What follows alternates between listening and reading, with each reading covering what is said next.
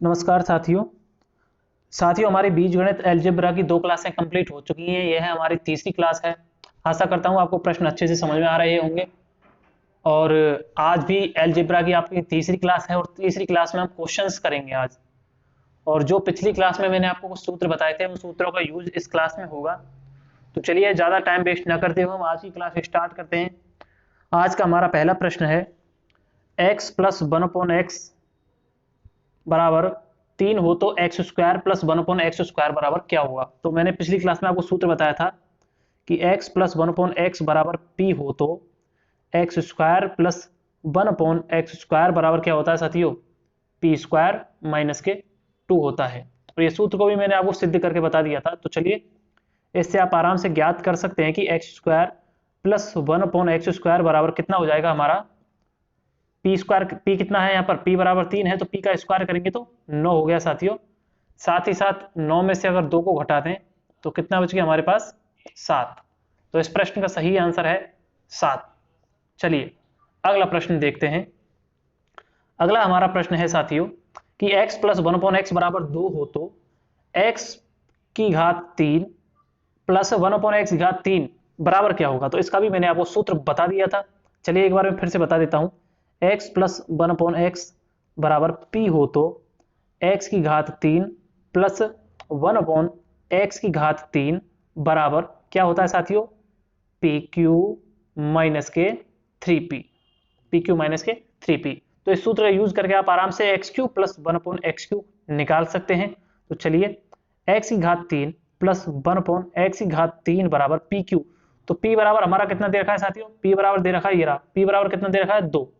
p बराबर कितना दे रखा है 2।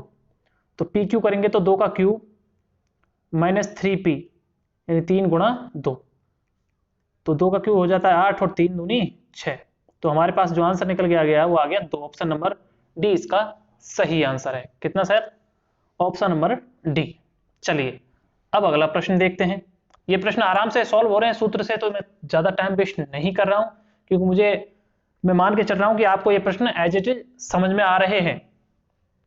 चलिए अगला प्रश्न है हमारा, तो तीसरा हमारा प्रश्न है x + 1/x बराबर √3 हो तो x की घात 3 प्लस 1/x की घात 3 बराबर क्या होगा। तो ये प्रश्न काफी परीक्षाओं में पूछा जाता है, इसलिए मैंने ये प्रश्न यहाँ पर इंक्लूड कर लिया है। तो चलिए इसे उसी सूत्र से सॉल्व करेंगे। x + 1/x बराबर p हो तो x की घात 3 प्लस 1/x की घात 3 बराबर क्या हो जाता है, pq माइनस के 3p। pq माइनस के 3p साथियों एक बात ध्यान रखना, आप √3 का अगर स्क्वायर करते हैं तो साथियों क्या हो जाता है, √3 का अगर स्क्वायर करें तो 3 आता है ना, ध्यान रखना इस चीज को। चलिए तो हमें यहाँ पर x³ प्लस 1/x³ निकालना है। x³ प्लस 1/x³ यहाँ पे निकालना है। तो निकालिए p की घात 3 यानी √3 की घात 3 माइनस 3 और फिर p बराबर क्या है, √3 है। p बराबर √3 है ना, तो 3 आ गया। इसे अगर हम यहाँ पे सॉल्व करें तो √3 की घात 3 करते हैं तो 3 बार गुणा होगा, √3 गुणा √3 गुणा √3। तो √3 और √3 का अगर गुणा करेंगे तो 3 आ जाएगा। क्या आ जाएगा, 3 आ जाएगा और √3 और माइनस के 3 तो यहाँ इससे ये कट गया, क्या बचा 0। तो कौन सा ऑप्शन आ गया हमारा, ऑप्शन नंबर ए साथियों। क्या आ गया, ऑप्शन नंबर ए। चलिए अगला प्रश्न ले लेते हैं। ये क्वेश्चन थोड़ा धुंधला दिखाई दे रहा है, वैसे मैं आपको बता दूं ये क्या लिख रहा है, a प्लस बी बराबर 7 तथा ए बी बराबर 12 तो a² प्लस बी स्क्वायर का मान ज्ञात करो। तो ये हमें इसमें मान निकालना है साथियों, a² प्लस बी स्क्वायर का। हालांकि इसमें मान रख के भी कर सकते हैं, लेकिन इसे हम मान रख के नहीं सीधे ही कर लेते हैं क्योंकि वो सही तरीका है आपके लिए। क्योंकि इसमें मान रखेंगे, देखिए एक सूत्र आपने पढ़ा होगा a प्लस बी का होल स्क्वायर, जो मैंने बताया था आपको क्या होता है, a² प्लस के बी स्क्वायर प्लस के 2ab। चाहे 2ab को बीच में ले लो कोई दिक्कत नहीं है, एक ही बात है। तो a² plus B square plus 2ab ये आपने पढ़ा होगा। तो इस सूत्र में आप इसके मान रख दीजिए साथियों। a प्लस बी का मान कितना दे रखा है 7, तो 7 का स्क्वायर। साथ ही साथ ये तो हमसे पूछ ही रहा है a² प्लस बी स्क्वायर और प्लस के 2 और ए बी का मान कितना दे रखा है साथियों 12। कितना दे रखा है 12। तो यहाँ पे 2 गुणा 12 कर दीजिए। तो यहाँ पे हो गया अपना 49 बराबर ए स्क्वायर प्लस के बी स्क्वायर प्लस बरदूना 24। कितना साथियों? 24। अब ए स्क्वायर प्लस बी स्क्वायर निकालने के लिए हमें क्या करना पड़ेगा? 24 का पक्षांतरण कर दीजिए, तो A square plus B square बराबर 49 माइनस के 24। तो 49 में से अगर 24 को घटाएंगे तो 9 में से 4 गए तो कितने बचे? 9 में से 4 गए तो 5 और 4 में से 2 गए तो 2। कितने बचे? 2 बचे साथियों। तो इस प्रश्न का हमारा जो सही आंसर है वो कितना निकल के आ गया? कितना निकल के आ गया साथियों? इस प्रश्न का सही आंसर आ गया ऑप्शन नंबर ए। कितना आ गया? ऑप्शन नंबर ए आ गया साथियों। चलिए अगला प्रश्न हम सरल सॉल्व करते हैं। तो आज का हमारा अगला प्रश्न है कि यदि a plus B plus C बराबर 0 हो, यदि a plus B plus C बराबर 0 हो तो A square upon B C plus B square upon C A plus C square upon A B का मान क्या होगा?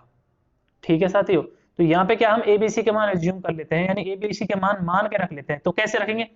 ऐसे एबीसी के मान यहाँ पे हमें रखने हैं कि उनका मान 0 आ जाए जोड़ने पर, बस इस प्रकार से सोच के 3 मान रखने हैं। तो अगर मैं रखूं इनके मान तो क्या क्या रख सकता हूँ? क्या रख सकता हूँ उनके मान? मैं मान के चलता हूँ a बराबर 1, b बराबर 1 और c बराबर -2। ध्यान रखना हमें ना तो a बराबर 0 रख सकते हैं हम। आप कहोगे सर ए बी सी तीनों का मान 0 रख दो। नहीं रख सकते साहब, क्योंकि अगर एबीसी के मान 0 रखते हैं तो यहाँ नीचे क्या आ जाएगा? 0 आ जाएगा। और ये क्या हो जाएगा फिर? 0 का किसी संख्या में भाग लगता है तो वो क्या होती है? अपरिभाषित हो जाती है। क्या होती है? अपरिभाषित हो जाती है। इसलिए हम यहाँ पे 0 तो नहीं रख सकते मान, तो क्या रख सकते हैं? और कुछ भी रख के देख लीजिए। तो मैंने क्या रखा? ए बराबर 1, बी बराबर 1 और सी बराबर -2 रख दिया मान। अब इससे आप देखोगे तो a plus B plus C बराबर, हम अब इन तीनों को जोड़ें यानी a plus B plus C बराबर अगर करें तो कितना आ रहा है? हमारा 0 ही आ रहा है साथियों। देख लीजिए आप, 1 प्लस 1 -2 बराबर कितना आ गया? 0 आ गया ना। तो ये मान हमने सही रखे हैं, यानी ये हमने सही एज्यूम किए हैं। तो चलिए अब इन मानों को हम इस समीकरण में रख के देख लेते हैं। जो भी आपका दे रखा है व्यंजक इसमें रखते हैं। तो ए स्क्वायर यानी 1 का स्क्वायर अपॉन बी सी यानी 1 को गुणा -2 से बी सी करेंगे तो 1 गुणा -2 कितना हो गया? -2 प्लस के बी स्क्वायर करेंगे तो 1 अपॉन सी ए, अपॉन कितना है? सी ए। तो सी कितना है? -2 और ए कितना? 1। तो सी ए करेंगे तो फिर से -2, इसे कोष्टक में रख लेते हैं। आगे सी स्क्वायर, तो सी स्क्वायर कितना हो जाएगा साथियों?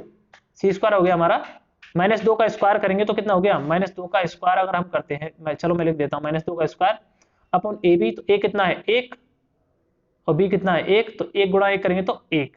ठीक है साथियों। चलिए अब इसे अगर मैं सोल्व करूं तो 1/2 प्लस -2 का स्क्वायर कितना हो गया? 4। ठीक है साथियों।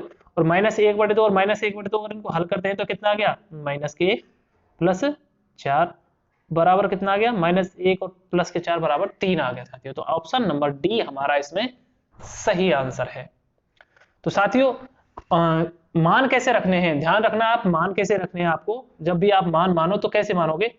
इस प्रकार के मान मानने की कहीं पे भी जीरो ना बन जाए नीचे, हर में जीरो ना बन जाए, क्योंकि हर में अगर जीरो बन गया ना, हर में जीरो बन गया तो वो तो अपरिभाषित हो जाएगा। ठीक है साथियों, इसलिए हर में कभी जीरो नहीं बनने देना है। और बाकी आपको क्या करना है?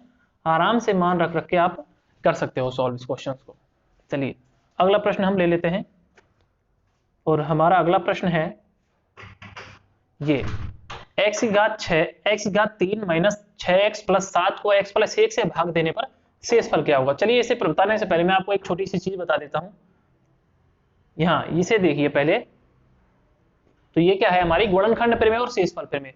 साथियों गुणनखंड प्रमेय क्या होती है कि यदि fx का ये गुणनखंड x माइनस ए हो, यदि fx का ये गुणनखंड x माइनस ए हो तो fa बराबर 0 होता है। कैसे? समझिए, मैं कह रहा हूं कि fx कोई एक बहुपद है, fx कोई एक बहुपद है। तो मैं मान के चलता हूं fx बराबर मैं कोई बहुपद लूं, fx बराबर मैं एक एग्जांपल ले लेता हूं x² प्लस के 5x प्लस के 6। ये मैं एग्जांपल अपनी तरफ से ले रहा हूं। ठीक है, अब मैं क्या कह रहा हूं कि अब इसको क्या लिख सकता हूं मैं? त्रिपद कर लेना आप, है ना, मैंने समझा दिया। वैसे इसके त्रिपद कैसे करेंगे हम?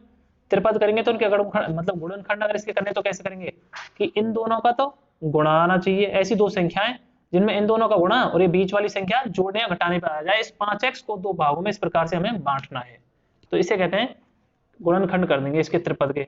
तो कैसे करेंगे, सोचिए दो संख्या है तो 3 गुणा अगर मैं 2 करूं तो 6 आ जाएगा और 3 + 2 5 आ जाएगा। तो बिल्कुल 5x की जगह इनको रख देता हूं मैं, तो x square plus 5x plus 5x नहीं 3x प्लस के 2x प्लस के 6। अब यहाँ पे मैं कॉमन ले लेता हूँ 2 2 करके, यहाँ से अगर मैं x कॉमन लेता हूँ तो ये बच गया x प्लस के 3, और इन दोनों में से अगर कॉमन लेता हूँ किनमें से, इनमें से, तो 2 कॉमन ले लेता हूँ और x प्लस 3। तो हमारे इनके गुणनखंड जो प्राप्त हो गए वो हो गए x प्लस 3 और x प्लस 2। क्या प्राप्त हो गए, x प्लस 3 और x प्लस 2। चलिए मैं उनको मिटा देता हूँ और सीधे गुणनखंड लिख देता हूँ, क्योंकि आप पता तो चल गया गुणनखंड कैसे निकाले मैंने। एक बार वीडियो दोबारा देख लेना भले अगर पता नहीं चला हो तो। चलिए अब क्या करना है, जो मैं बात समझाने वाली बात थी वो बताता हूँ कि ये करा कि यदि fx, अब गुणनखंड कौन कौन से होंगे के, x प्लस 3 और x प्लस के 2, ये 2 है ना, ठीक है। तो ये करा कि fx का एक गुणनखंड x माइनस ए हो तो fa बराबर 0 होगा। क्या होगा साथियों, fa बराबर 0 होगा। यहां पर अब उसका उल्टा हो जाएगा, यदि fx का एक गुणनखंड क्या है, x प्लस 2 है, क्या है, x प्लस 2 है, तो f माइनस के 2 बराबर 0 होगा। यहाँ पे क्या होगा, f माइनस के 2 बराबर 0 हो जाएगा। अगर यहाँ पे x माइनस 2 होता तो f प्लस 2 बराबर 0 होता, ठीक है साथियों। तो f अगर -2 इसमें रख के देखते हैं हम, किसमें, इसमें, तो ये क्या हो जाएगा, 0 हो जाएगा पूरा गुणनखंड, ठीक है साथियों। इसी प्रकार से शेषफल में, ये शेषफल में यदि fx को x माइनस ए से भाग दें, यदि fx को x माइनस ए से भाग दें तो शेषफल fa प्राप्त होता है। कैसे, जैसे कि अब यहाँ पे देखिए मैं यहाँ पे भाग दूं, अगर x स्क्वायर प्लस के 5x प्लस 6 में अगर भाग दूं x प्लस x बराबर -2 का भाग, x प्लस 2 का अगर भाग दूं मैं, x प्लस 2 का भाग दूं तो साथियों, क्योंकि ये देखिए x प्लस 2 का भाग दूं तो 0 ही आएगा शेषफल 0 आएगा, क्योंकि पूरा पूरा भाग चला जाएगा ना, तो शेषफल तो 0 आएगा। क्या आएगा, शेषफल 0 आएगा साथियों।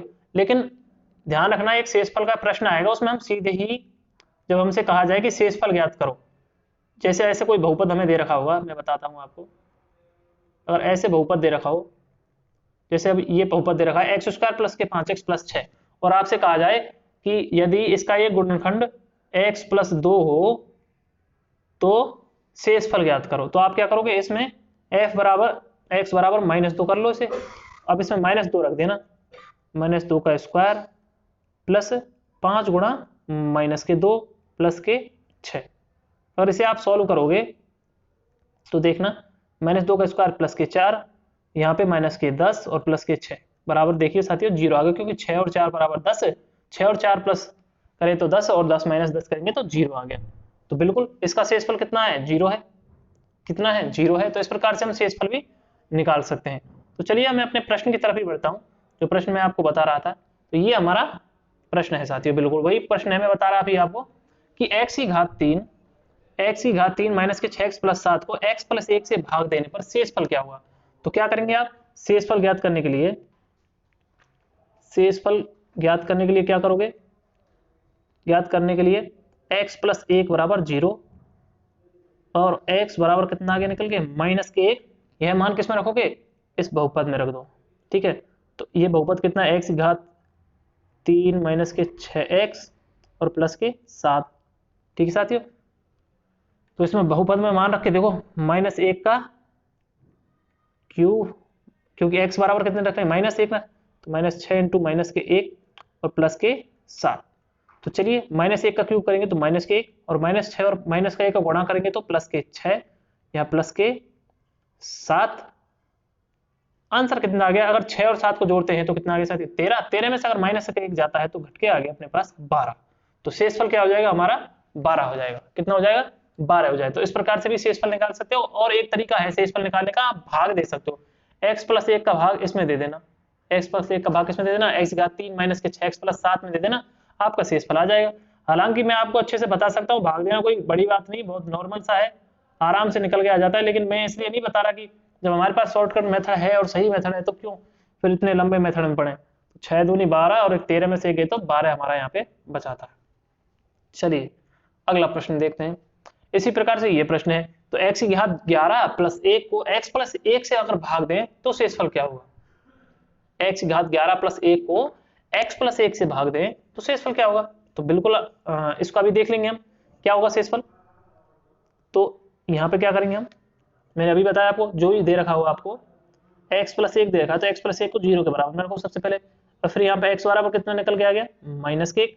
अब बहुपद क्या दे रखा है हमें, x की घात 11 प्लस 1, तो इसमें मान रख के देख दीजिए बस, x बराबर माइनस 1, x की घात माइनस 1 मान रख दिया आपने, x बराबर माइनस 1 मान रख दिया, घात 11 है प्लस के 1। तो अब ध्यान रखना, एक की तो आप कितनी भी घात कर लो, अगर एक की घात, अगर माइनस 1 की घात सम है, माइनस 1 की घात सम है तो पॉजिटिव आंसर आएगा, और माइनस 1 की घात विषम है तो नेगेटिव आंसर आएगा हमेशा, इस बात का ध्यान रखना। तो यहाँ पे विषम है तो यहाँ पे क्या आएगा माइनस 1, और आगे क्या है प्लस 1, आंसर आ गया 0। तो ये हमारा ऑप्शन नंबर ए इसका सही आंसर है। चलिए साथियों अगला प्रश्न हम ले लेते हैं एक बार और। चलिए ये रहा हमारा अगला प्रश्न। अब इस प्रश्न को हल करने से पहले एक महत्वपूर्ण बात मैं आपको बता देता हूं साथियों, बीच बीच में आपने देखा होगा कि मैं आपके साइंस के टेस्ट वगैरह लेता रहता हूं, तो एक बार आप उन टेस्ट के बारे में बताइए। और मैं क्या सोच रहा हूं कि अगर मैथ्स का ऐसा ही चलता रहा, देखिए मैथ्स में कितने कम व्यूज आ रहे हैं, बहुत ही कम लोग मैथ्स की क्लास देखते हैं, तो साइंस के लिए भी मैं कुछ सोच रहा हूं, क्योंकि साइंस पढ़ने में लोग बहुत ज्यादा इंटरेस्टेड हैं, और मैंने देखा है कि साइंस की मेरी हर क्लास पे बहुत अच्छा रेस्पॉन्स मिल रहा है। बाकी मैं क्या सोच रहा हूँ कि साइंस का मैं आपको 6 से लेके 10th तक का सार करवा दूं पूरा, यानी आपका हर क्लास का, मैं जैसे 6 का, हर क्लास का आपका 6, 7th और 8th 9th और 10th का पूरा सार करवा दूं यहीं पे। तो चलिए उसे देख लेंगे, बाकी ये सूचना आपको देनी थी। बाकी आप वीडियो अधिक से अधिक शेयर किया करो यार, कितने से व्यू आ रहे हैं बताइए, लोग देखते ही नहीं है। आप यहाँ पे बस सूचना देने आ जाऊंगा ना तो बस हजारों में लोग आ जाएंगे देखने, और जब क्लास लेने आता हूं तो लोग देखने नहीं आते। चलिए आप कहोगे कि क्या सर बातचीत करने लगे बीच में, तो चलिए प्रश्न हम सॉल्व करते हैं। तो ये आज का प्रश्न, अगला प्रश्न है हमारा साथियों, x square plus 1/x square बराबर 102 हो तो x माइनस 1/x बराबर क्या होगा? क्या होगा? तो इसे कैसे सॉल्व करेंगे, बड़ा आसान है। देखिए मैं क्या करता हूं, x square plus 1/x square बराबर 102 होता है हमारा, ठीक है साथियों, ये दिख रखा है। मैं क्या करता हूं यहाँ पे कि -2 का गुणा, -2 इधर जोड़ देता हूं और -2 ही इधर लगा देता हूं, कोई फर्क नहीं पड़ेगा, क्योंकि -2 इधर कर दो चाहे इधर कर दो, मतलब मैंने -2 इधर भी लिख दिया और -2 उधर भी लिख दिया, तो -2 से -2 काट सकता हूं, तो कोई फर्क नहीं पड़ेगा व्यंजक पे। लेकिन इसको अब हम क्या लिख सकते हैं साथियों, ध्यान देना, इसको क्या लिख सकता हूं मैं, क्या लिख सकता हूं, x square plus 1/x square minus 2x गुणा 1/x लिख दूं तो कोई फर्क पड़ेगा क्या? बिल्कुल फर्क नहीं पड़ेगा साहब। क्यों नहीं पड़ेगा? क्योंकि x से x कट जाएगा, वही -2 बचा, और इधर क्या बचा हमारा 100। यहां मैंने क्या किया, सबसे पहले -2 यहां लिखा और -2 यहां लिखा इधर साइड, कोई दिक्कत नहीं आई आपको। क्यों लिख रहा हूं आपको बता दूंगा, क्योंकि मुझे x माइनस 1/x का होल स्क्वायर बनाना है, इसलिए मैं लिख रहा हूं उसको। समझ में आ गया आपके बात? और फिर मैंने क्या किया, x का गुणा यहाँ पे कर दिया और x का गुणा 1/x का गुणा कर दिया। अब x से x कट जाएगा, ये क्यों किया? क्योंकि अब हमारा एक सूत्र बन गया साथियों, कौन सा, a स्क्वायर प्लस के b स्क्वायर प्लस के माइनस के 2ab, जब a क्या है x और b क्या है 1/x। आ गई आपके बात समझ में, आ गई होगी समझ में बात। चलिए अब मैं इसे अगली स्लाइड में कर लेता हूं। तो क्या था हमारा, एक्स स्क्वायर प्लस के 1/x स्क्वायर माइनस के 2a गुणा में 1/x था, बराबर कितना था 100, यही तो था हमारा। तो अगर यहाँ पे हम देखें तो ये क्या बन रहा है, x माइनस के 1/x का होल स्क्वायर साथियों बन रहा है। क्या ये पूरा क्या बन रहा है, ये x square plus 1/x square minus के 2x a square plus b square minus के 2ab का सूत्र क्या होता है, a माइनस b का होल स्क्वायर। तो a क्या है x, b क्या है 1/x, तो a माइनस b का होल स्क्वायर मैंने लिख दिया बराबर 100। अब अगर मैं x माइनस 1/x निकालूं तो यहां से स्क्वायर कहां जाएगा, इधर जाएगा, तो कैसे जाएगा आप अच्छे से वैसे समझ गए, इधर वर्गमूल ले लेंगे, यानी यहाँ पे क्या जाएगा 1/2 हो जाएगा, यानी ये अंडर रूट 100 यानी 10। ठीक है साथियों, ये आपके बात समझ में आ गई होगी। तो इस प्रश्न का सही आंसर क्या है हमारा 10 है। क्या है? ऑप्शन नंबर बी 10 है साथियों। चलिए अगला प्रश्न लेते हैं। अगला प्रश्न है हमारा x की घात 100 प्लस x की घात 99 प्लस k पूर्णतया x प्लस 1 से विभक्त है तो k बराबर क्या होगा? तो ध्यान रखना, जब भी कोई हम पूर्णतया x प्लस 1 से विभक्त है तो यानी शेषफल 0 आएगा। बिल्कुल शेषफल 0 आएगा ना। जब कोई जैसे मान के जो 4 मैं कहूँ 4 2 से पूर्णतया विभक्त है तो 4 का शेषफल कितना आएगा? भाग ने 2 का, इसमें 2 दूनी 4, कितनी बार गया? 2 बार। 0 शेषफल, तो पूर्णतया विभक्त है तो शेषफल कितना आ गया इसका? 0।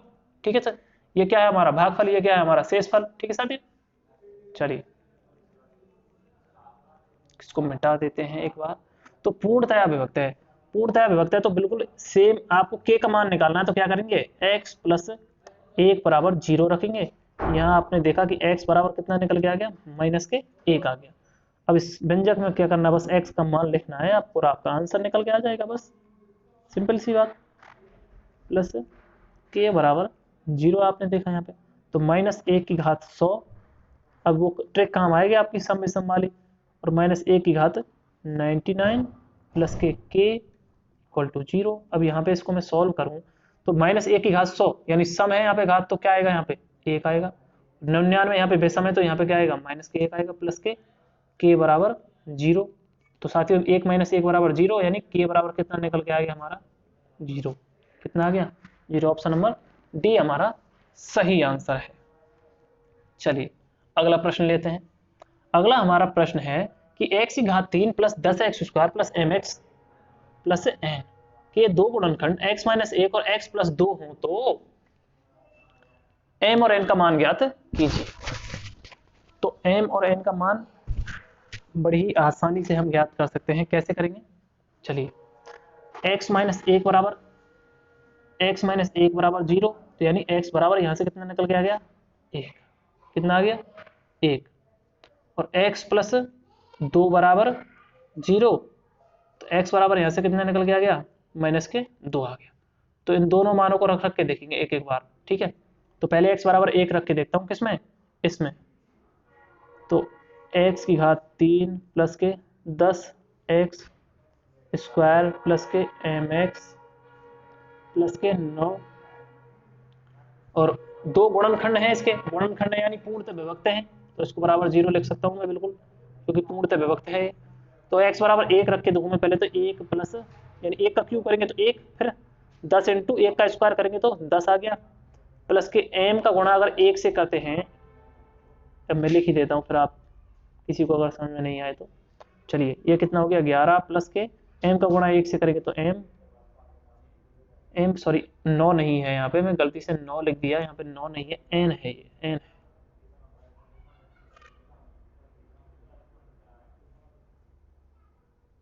ठीक है, तो यहाँ पे भी क्या बचा अपना m प्लस n बराबर के 0, यानी एक हमारी इक्वेशन निकल के आ गई। m प्लस के n, अगर 11 का उधर पक्षांतर करेंगे तो माइनस के 11, ये हमारी एक इक्वेशन निकल के आ गई। चलिए अब दूसरा देखते हैं, दूसरा देखते हैं हम। तो दूसरा देख लिए। अब क्या करना है आपको? इसी इक्वेशन में आपको किसका मान रखना है? x बराबर -2 रख के देखिए। तो -2 का क्यूब प्लस के 10 -2 का स्क्वायर प्लस कितना है? mx यानी m इंटू -2, m इंटू -2 और प्लस क्या है? n है बराबर 0। चलिए अगली स्लाइड में ले लेता हूं मैं इसको। तो कितना था मेरा? क्या था? -2 का क्यूब, यानी -2 का क्यूब कितना हो गया? -2 का क्यूब कितना हो गया साथियों? अरे अरे एक सेकेंड, -2 का क्यूब हो गया हमारा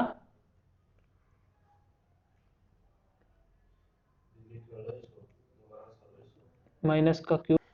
तो ये हमारी इक्वेशन थी साथियों, जो मैंने अब दूसरी स्लाइड में लिख ली है। तो इसे हल करते हैं एक बार। तो -2 का क्यूब करेंगे तो कितना आ गया? -8। और यहाँ पे हम -2 का स्क्वायर अगर करते हैं तो कितना आ जाएगा? प्लस के 4 आता है, और प्लस के 4 का हम 10 से गुणा कर देंगे यहाँ पे। प्लस के m इंटू -2, तो इस प्लस को की जगह क्या आ जाएगा? माइनस के 2m प्लस के n बराबर के 0। यहाँ पे अगर इसे हम हल करें तो ये कितना हो गया, 10 चौके 40 और माइनस के 8 यानी 32 बचा हमारा यहाँ पे, माइनस के 2m प्लस n बराबर के 0। तो यहाँ पे अगर इसे हम करें तो माइनस के 2m प्लस n बराबर कितना आ गया साथियों, 32। किसका आ गया, माइनस का, माइनस के 32 आ गया। तो एक तो इक्वेशन ये बन गई हमारी, ठीक है, और एक हमारी ये बन गई। तो इक्वेशन 1 और 2 से, इक्वेशन 1 और 2 से, चलिए तो मैंने क्या दूसरी स्लाइड में अब दोनों इक्वेशन आपकी लिख ली है, इक्वेशन नंबर 1 और इक्वेशन नंबर 2। अब विलोपन विधि से अब इसे हल करेंगे हम। विलोपन विधि आप समझते हो।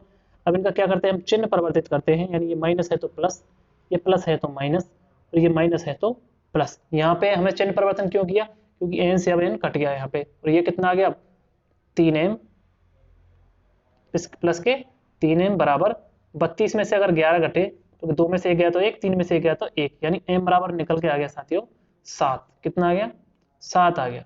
और देखें हम m का मान अब किस में रख दीजिए, आप इस समीकरण में रख दीजिए। तो m का मान इस समीकरण रखने के बाद 7 प्लस के n बराबर माइनस के 11 है, और n बराबर निकालेंगे तो 7 का पक्षांतरण अगर हम करते हैं तो माइनस का हो जाए, तो माइनस के 11 और माइनस के 7 मिलके कितने हो गए, माइनस के 18।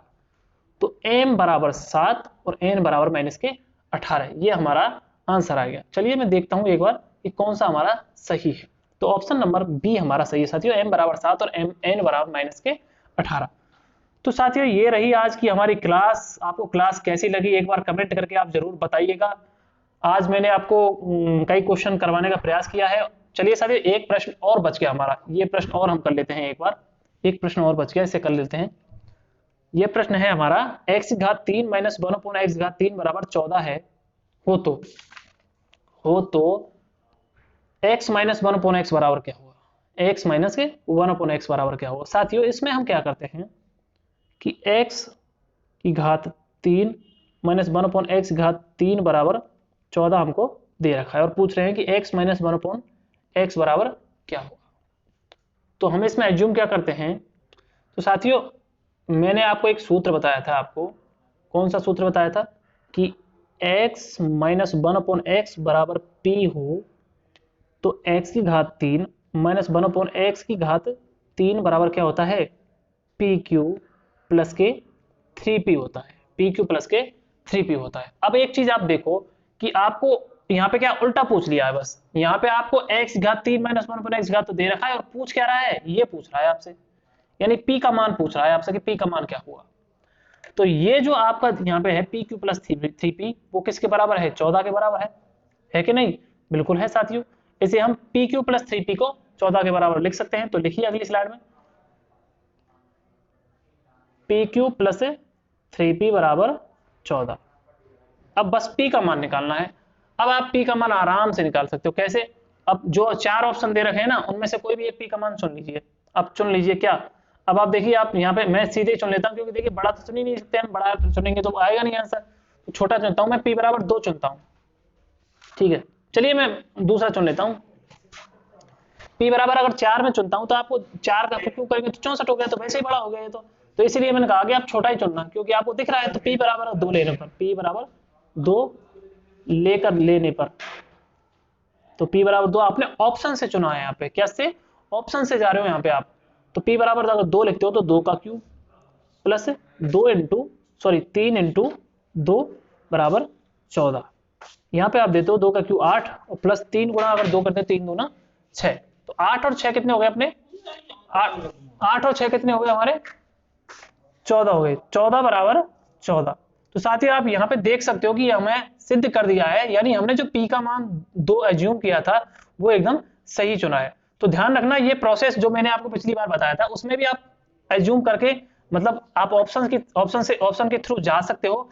जो आपको मैंने एक्स स्क्वायर प्लस 1/x² वाला पहले बताया था उसमें भी आप ऑप्शन से जा सकते हो, लेकिन यहाँ पर भी आप क्या करोगे, जब क्यूब वाला है तो आप आराम से ऑप्शन के जरिए निकाल सकते हो। ये आपके समझ में आ गया होगा। मैंने आपको फिर से एक बार बता देता हूँ, x की घात माइनस 1/x की घात 3 बराबर 14 दे रखा था, और हमको निकालना क्या था, x माइनस 1/x निकालना था। तो मैंने एक सूत्र बताया था आपको कि x माइनस 1/x बराबर p हो तो x की घात 3 माइनस 1/x क्यूब बराबर pq प्लस 3p होता है। यानी ये जो 14 मान आपको यहाँ दे रखा है वो किसका मान है, पी क्यू प्लस 3p का मान है, पी क्यू प्लस 3p का मान है क्या, ये 14, ठीक है। और निकालना क्या है, p निकालना है, तो पी क्यू प्लस 3p के बराबर रख दो 14 को, किसको, पी क्यू प्लस 3 के बराबर 3p के बराबर 14 रख दिया हमने। अब ऑप्शन में हमने देखा कि छोटी संख्या क्या है, क्योंकि बड़ी रखेंगे तो वो तो 14 से बड़ी हो जाएगी, तो छोटी देखी हमने 2, तो 2 का क्यों करेंगे तो 8, और फिर यहाँ पे 3 गुणा 2 6, 14 आ गया। तो आशा करता हूँ आपको आज की क्लास पसंद आई होगी, आधा घंटे की आज की हमारी क्लास हो गई है। चलिए अब मिलते हैं नई क्लास में। जय हिंद, जय भारत।